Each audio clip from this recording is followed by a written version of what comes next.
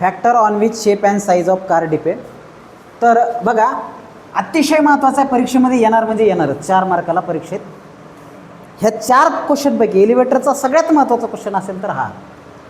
तर बघा, shape of car should be such that to accommodate the passenger to convenient, so shape is wide front and shallow depth. म्हणजे अशा पद्धतीने एकदम wide front पाहिजे आणि डेप्थ पण अशी व्यवस्थित पाहिजे. कशाची? पॅसेंजर कारची. ओके, भरपूर जागा पाहिजे, मोकळी चाकळी, अशा पद्धतीचा त्याचा शेप असावा. त्याच्यानंतर shape also depend on constant of space of building available to accommodate the car and mechanism of there of.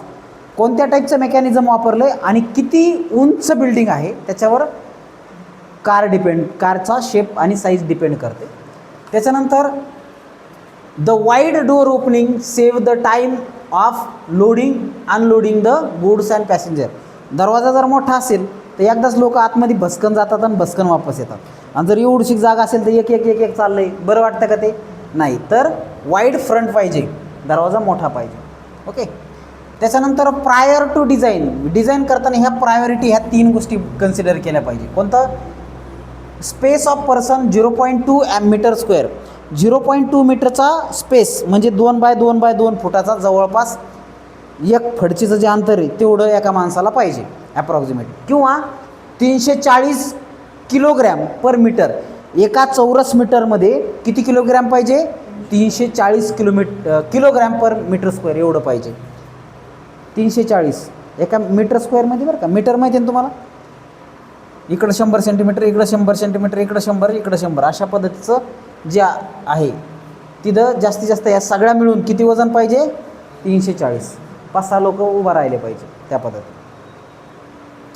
त्याच्यानंतर ॲव्हरेज वेट पर पर्सन. ॲव्हरेज वेट किती पाहिजे? 68 किलोग्रॅमचं वजन कन्सिडर करून आपण कार डिपेंड करतो. आणि जे बारीक बारीक आहेत ते लहान लहान कन्सिडर करायचे. ओके. हाफ म्हणजे जागा कमी लागेल या हिशोबाने. म्हणजे डिझाईनचे मेन कन्स्टेंट आहे, लक्षात घ्या.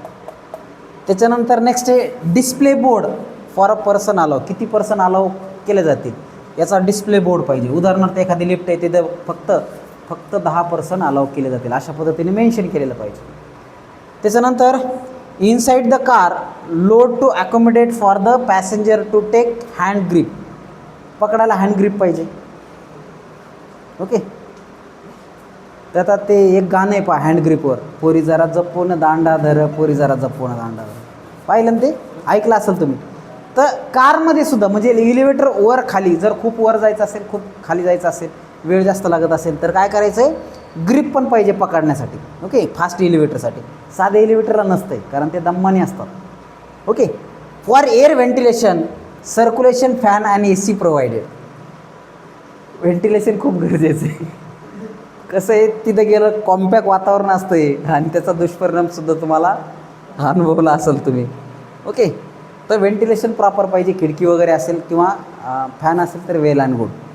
त्याच्यानंतर necessary instruction board is display inside the car. कारमध्ये वेगवेगळे इन्स्ट्रक्शन बोर्ड वापरलेले पाहिजेत, लिहिलेले पाहिजे. घाण करू नका, कचरा करू नका, प्रदूषण करू नका, असं व्यवस्थित पाहिजे. स्मोक करू नका, इन्स्ट्रक्शन पण पाहिजे. त्याच्यानंतर door opening closing mechanism automatic पाहिजे. आणि जर नसेलच ऑटोमॅटिक तर व्यवस्थित लागायला पाहिजे, स्लाईड व्हायला पाहिजे. नाही तर बळजबरी ओढून लावतं आहे, त्याला काय अर्थ नाही. इथं लक्षात, ह्या सगळ्या गोष्टीवर शेप अँड साईज कारची डिपेंड करते. येतं लक्षात? समजलं? परीक्षेला विचारतात, या अतिशय महत्त्वाचा प्रश्न. सगळ्या प्रश्नामध्ये एलिव्हेटरचा हा अतिशय महत्त्वाचा प्रश्न. ओके. चला.